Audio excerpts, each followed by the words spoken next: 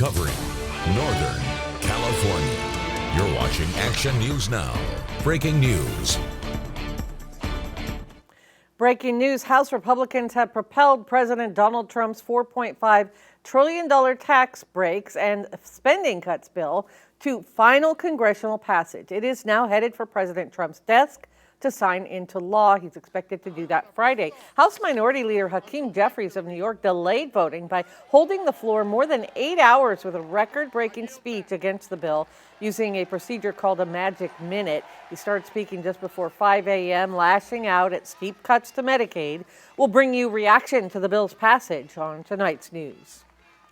We're also following breaking news out of Siskiyou County, where a new fire is bringing an evacuation order and warnings.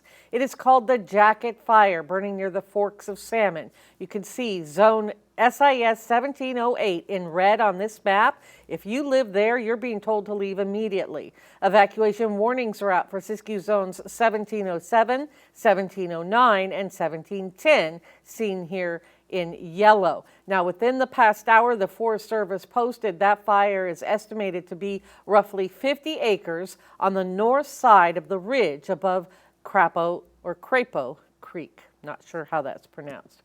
Our Fire Watch coverage continues with the Horse Fire in Shasta County. We have new numbers in. That fire sparked late yesterday and is now at 275 acres with no containment. The Forest Service says firefighters are making good progress, though. It started near Shell Mountain, south of Dog Creek Road, west of Lakehead, and is burning in part of the Carr Fire burn scar from 2018. The cause is still under investigations. No evacuations there.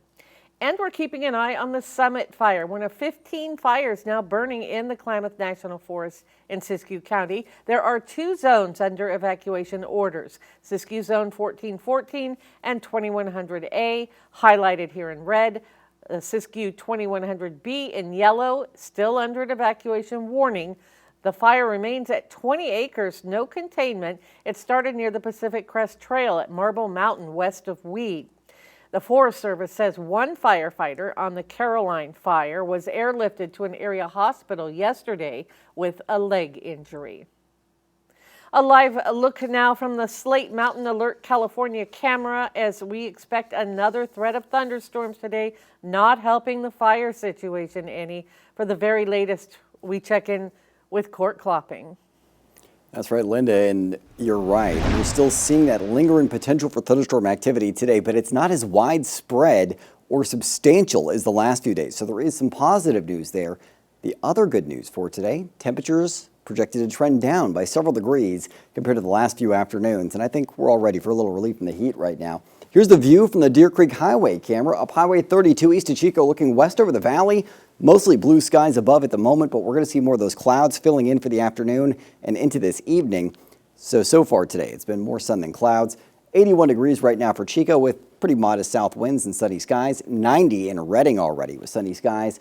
Already 89 degrees for Red Bluff. Currently 84 degrees in Oroville right now with sunshine. Your fire danger forecast for today. High temperatures projected to mostly end up in the mid to upper 90s this afternoon. Winds out of the southeast to 10 miles an hour, gusts to 20 miles an hour. Humidity as low as 21%. So that does leave us with moderate to high fire danger when you also take into account that threat of thunderstorms today. Coming up in a few minutes, I'll be tracking where active weather is likely across our region for the rest of your Thursday and how much cooler we're getting as we head into your 4th of July tomorrow.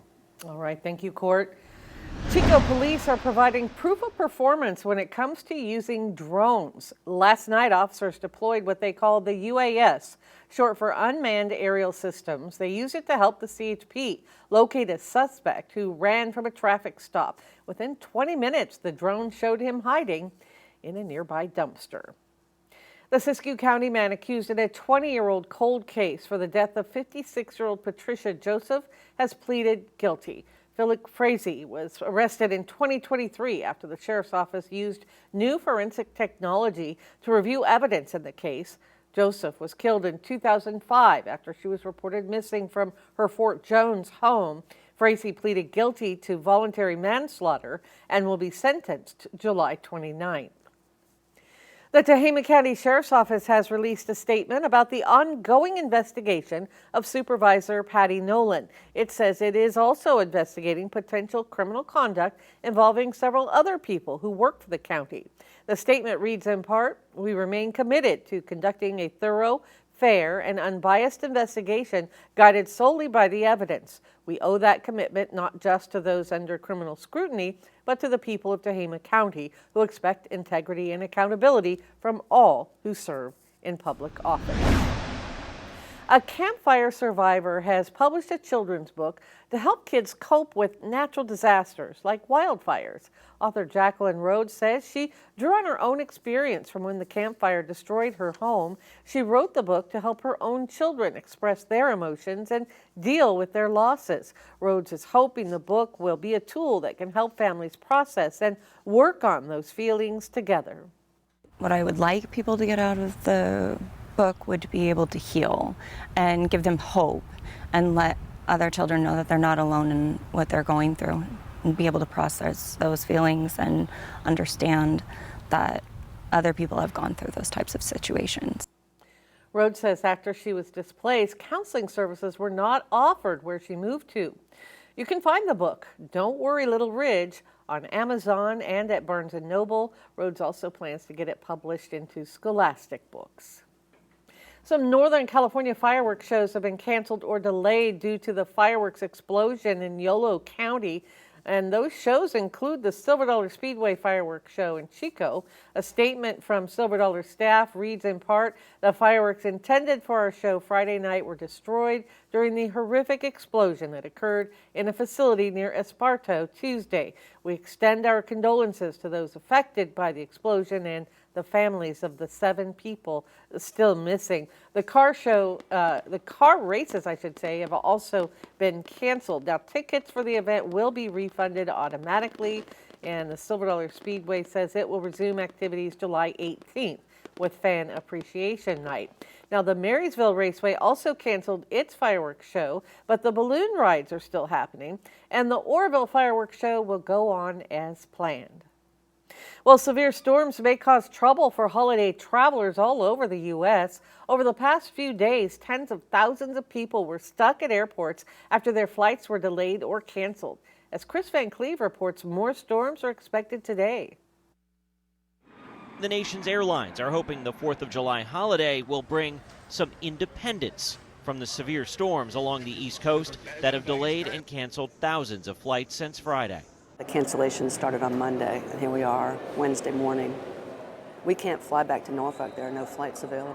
American Airlines expects Sunday to be its busiest day of the entire summer.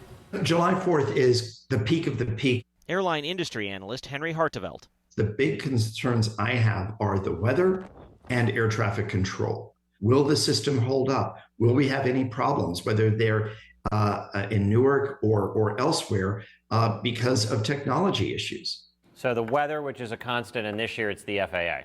If any one of those 2 things fail, the system could go kablooey. The TSA is planning to screen more than 18.5 million people around the July 4th holiday. Lori Jones and her son were leaving Los Angeles for a quick trip to Washington, D.C. We are going to D.C. because my son is in Inglewood High School band, and they're going to be in the Independence Day Parade. How exciting is that? He's very excited. AAA projects nearly 62 million will drive, finding gas prices on average about 33 cents a gallon cheaper than last year. Haven't hit too much traffic along the way. The Reuter family was gassing up outside Denver on their drive from Tucson to Minneapolis.